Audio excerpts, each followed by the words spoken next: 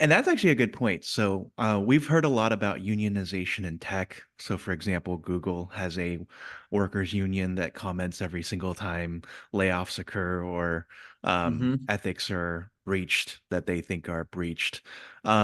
And so, I think this would be a question for Cheryl and Rick too, if they're both part of their own respective unions within their companies. What are your thoughts on, I would say, with regards to unions and joining one? Is that the way to go in these, and can that be an attractive reason for someone to, say, switch into one of these careers? And I'll just go back to you, Logan, before going back to Cheryl and Rick. Sure. Yeah. I think it depends. All unions are different. So let's take the local plumbers union around here.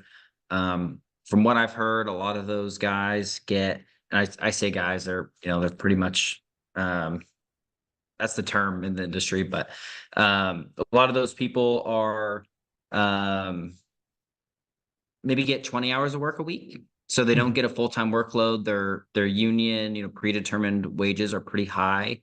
But they typically don't have a full slate. So they might leave the union and look elsewhere. But the really good union plumbers are employed full time and they're making, 60 to $80 an hour, plus they have their slate of benefits. Um, and in construction, there's a ton of overtime too. So maybe these people are making $90 an hour. Or if they're making on the low end $90 an hour in overtime and 120 hours double time, or if they're working on Sunday. So they're making really good money. Plus they have their good benefits packages on top of that.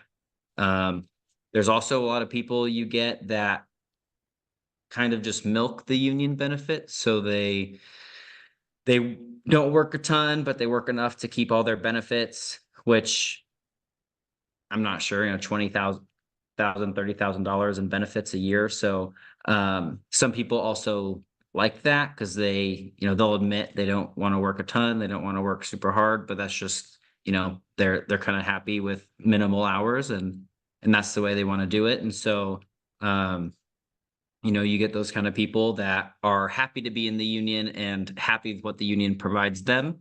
And then you get people that want full-time work and they just can't get it.